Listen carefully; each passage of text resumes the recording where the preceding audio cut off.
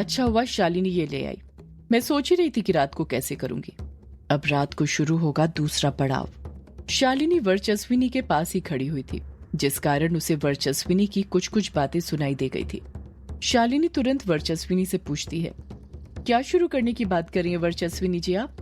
वर्चस्विनी शातिर मुस्कान के साथ कहती है, कुछ नहीं शालिनी, मैं तो कह रही थी तुम बहुत अच्छा तोहफा लेकर आई हो तारा के लिए। इस तोहफे के लिए तुम्हारा बहुत बहुत शुक्रिया। शालिनी मन ही मन सोचने लग जाती है, इस वर्चस्विनी को मेरा तोहफा इतना कैसे पसंद आ गया? आखिर इसके दिमाग में चल क्या रहा है? वर्चस्विनी तारा से कहती है, तारा बेटी चलो, हम इस मछली के जार को आपके कमरे में रख कर आते हैं, फिर आप जितना इनके साथ खेलना चाहो खेल लेना, ठीक है? तारा खुश होते हुए कहती है, ठीक है मम्मा। वर्चस्विनी मछली के जार को लेकर तारा के साथ वहां से जाने लग जाती है। रात हो गई थी और घड़ी में रात के ठीक 12 बज चुके थे। शालिनी अपने कमरे में लेटी हुई थी और सोने का नाटक कर रही थी। शालिनी के बगल में ही डायना थी, जो अपनी बिल्ली लूसी को चुप कराने की कोशिश कर रही थी, पर लूसी थी कि रोए जा रही थी, चुप होने का नाम ही नहीं ले रही थी। शालिनी इंतजार कर रही थी कि कब डायना और उसकी बिल्ली लूसी सोए और वो उठे और जाकर देख सके कि वर्चस्विनी तारा के साथ क्या कर रही है, उसे क्या अगली सीख पढ़ा रही है। पर डायना और लूसी थे कि सोने का नाम ही नहीं ले रहे थे। लूसी म्याऊ म्याऊ करके रोए जा रही थी। डायना बड़े प्यार से लूसी के सिर को सहलाते हुए कहती है, क्या हुआ है मेरी लूसी को? क्यों रो रही है? ऐसे नहीं रोते लूसी, चुप हो जाओ लूसी, चुप हो जाओ। डायना बार बार लूसी को चुप होने का बोल रही थी, पर लूसी थी कि म्याऊ म्याऊ करके रोए जा रही थी।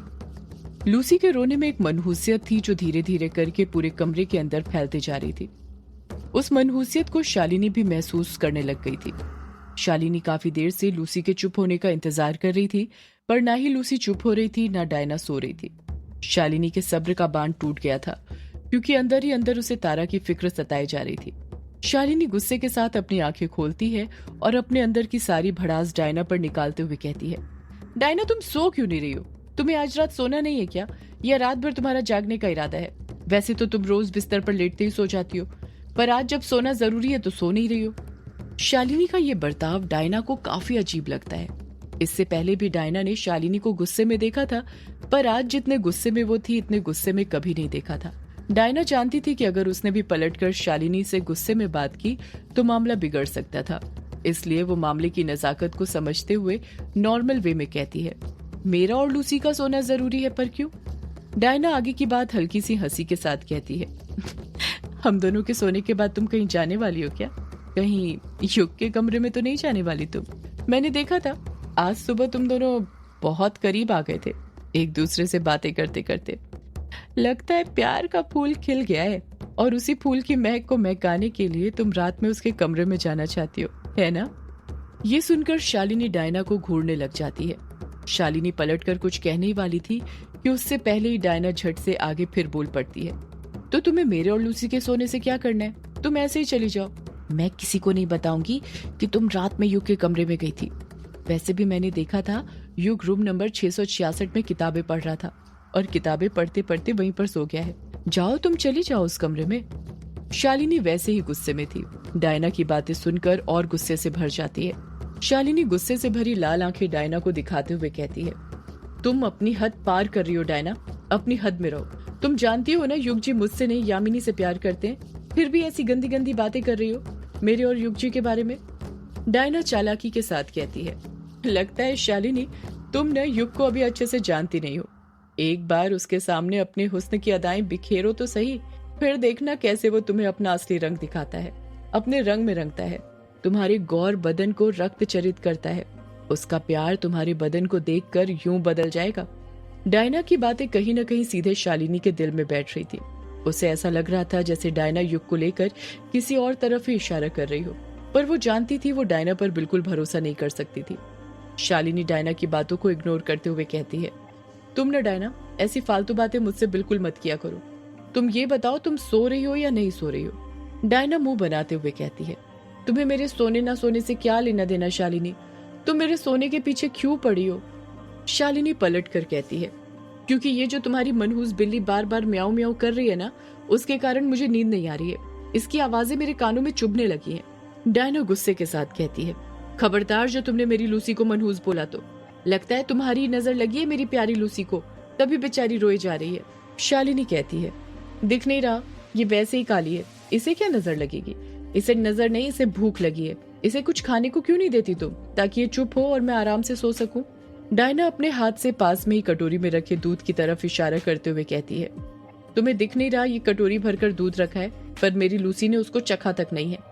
पता नहीं बेचारी को क्या हो गया है, किसने क्या खिला दिया है जब से रोई जा रही है। कितना चुप कराने की कोशिश कर रही हूँ मैं, पर चुप ही नहीं हो रही। लूसी अभी भी म्याऊं म्याऊं करके रोई जा रही थी।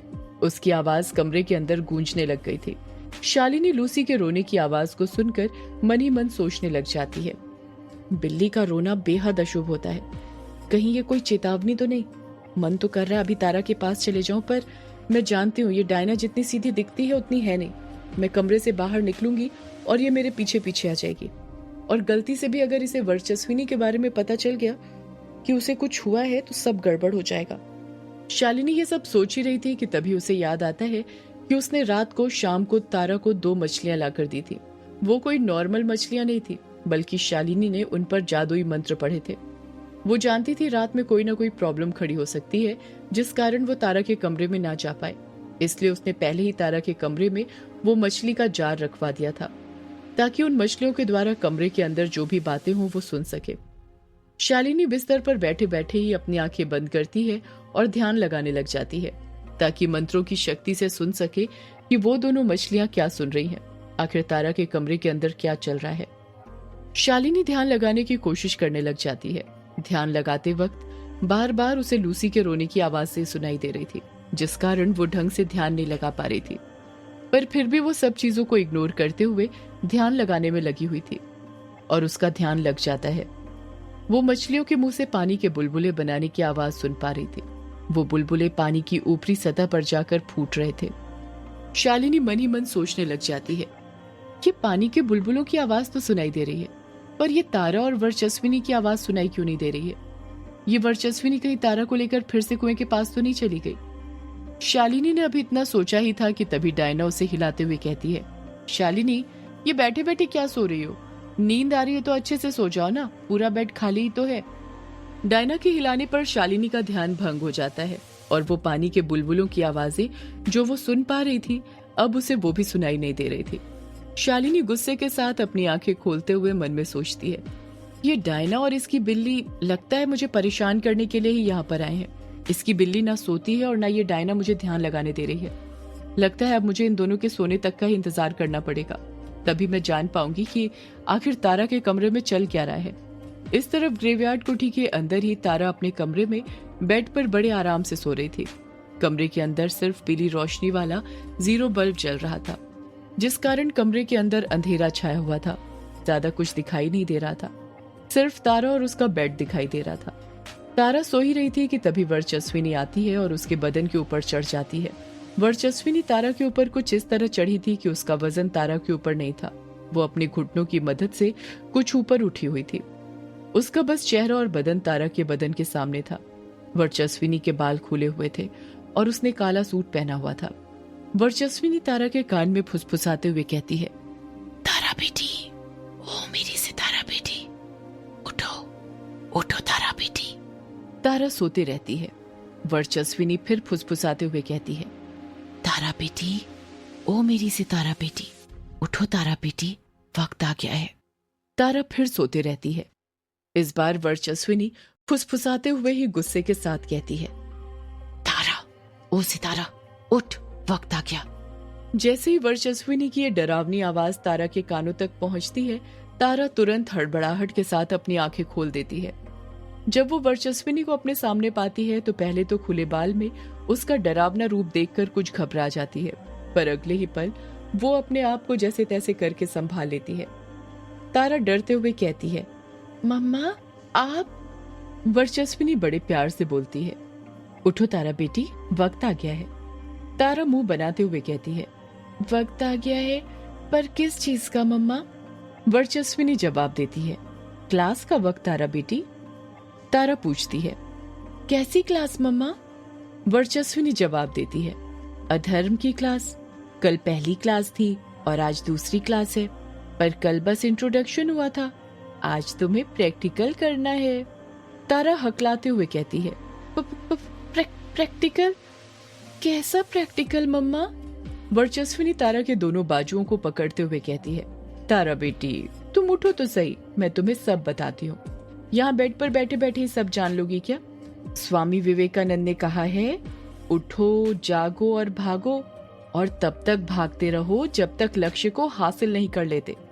और लक्ष्य को कैसे हासिल करना है वही आज मैं तुम्हें सिखाऊंगी। सॉरी, लक्ष्य को नहीं, अधर्म को हासिल करना। तारा घबरा जाती है और बेड पर ही बैठे रहती है। उसे शालिनी की बातें अच्छे से याद थी। उसने कहा था चाहे कुछ भी हो जाए वर्चस्विनी का साथ मत देना। तारा बहाना बनाते हुए कहती है, मम्मा मुझे नींद आ रही है। वर्चस्विनी कहती है, तारा बेटी मैंने कल आपको बताया था ना, रात सोने के लिए नहीं होती, काम करने के लिए होती है। हम जैसों के लिए अब से सब कुछ बदल गया है। अब हम दिन में सोएंगे और रात के काले अंधेरे में काले काम करेंगे। तारा हकलाते हुए कहती है, कैसे काले काम मम्मा? वर्चस्विनी कहती है, तारा बेटी पहले तुम बेड पर से उठो तो सही। मैंने कहा ना मैं तुम्हें सब बताती हूँ। देखो मैंने तो काले कपड़े भी पहन लिए हैं। ये क्या, तुमने भी पहना है? अब काले अंधेरे में काले काम करने में और मजा आएगा। हम और ताकतवर होंगे। तुम्हें पता है रात में इतना अंधेरा क्यों होता है? तारा जवाब देती है, क्योंकि सूरज डूब जाता है, इसलिए चारों तरफ अंधेरा हो जाता है। वर्चस्विनी कहती है, नहीं तारा बेटी, सूरज डूबता नहीं है बल्कि उसे डुबोया जाता है। उसे डुबाती हैं काली शक्तियाँ। काली शक्तियाँ सूरज को निगल जाती हैं ताकि रात के अंधेरे में हम हमारे काले काम कर सकें। रात के वक्त काली शक्तियों की ताकत और बढ़ जाती है। वर्चस्विनी कोई पागल की तरह बातें कर रही थी। तारा को लग ही नहीं रहा था कि वो अपनी माँ से बात कर रही थी। उसे लग रहा था जैसे वो किसी और से बात कर रही हो। अचानक से वर्चस्विनी को गुस्सा आ जाता है और वो गुस्से के साथ कहती है, तू अभी तक लेटी क्यों है? मैंने कहा बेड पर से उठ जल्दी। वर्चस्विनी का ये खौफनाक रूप देखकर तारा डर जाती है और वो तुरंत बेड पर से उतर जाती है। वर्चस्विनी फर्श पर ही बैठते हुए कहती है, आ तारा मेरी बेटिया, यहाँ पर तू मेरे पास बैठ। तारा फर्श पर ही वर्चस्विनी के बगल में बैठ जाती है। जैसे ही वो फर्श पर बैठती है, कमरे के अंदर जो जीरो बल्ब जल रहा था वो भी अपने आप बंद हो जाता है। कमरे के अंदर अंधेरा छा जाता है। अब तारा को कुछ भी दिखाई नहीं दे रहा था, वर्चस्विनी भी नहीं। तारा डरते हुए कहती है, मम्मा मम्मा कहाँ हो आप मम्मा? वर्चस्विनी चुप रहती है। तारा घबराने लग गई थी। तभी अंधेरे में माचिस की एक तीली जलती है और उजाला होने लग जाता है। वो तीली किसी और ने नहीं बल्कि वर्चस्विनी ने जलाई थी। वर्चस्विनी उससे मोमबत्ती जलाती है और फर्श पर लगा देती है, जिससे फर्श पर रोशनी होने लग जाती है। फर्श पर जल रही मोमबत्ती के उजाले में जैसे ही तारा की नजर फर्श पर पड़ती है तो वो देखती है कि मोमबत्ती के आसपास सफेद फर्श पर काली चौक से कुछ निशान बने हुए थे। मोमबत्ती के एक साइड पानी की बूंद का निशान बना हुआ था और उसके बगल में ही आग का निशान बना हुआ था। तीसरे साइड एक बवंडर की तरह निशान बना हुआ था। चौथे साइड कौन सा निशान बना था ये तारा को अच्छे से दिखाई नहीं दे रहा था, क्योंकि वो मोमबत्ती के एकदम ऑपोजिट था। और एक और कारण यह था कि वहां पर कुछ ज्यादा ही अंधेरा था। तारा को आग और पानी का निशान देखकर कुछ याद आने लग जाता है। तारा मन ही मन सोचती है, ये निशान तो कहीं देखे देखे लग रहे हैं। कहाँ देखा है मैंने इन्हें? कहाँ देखा है?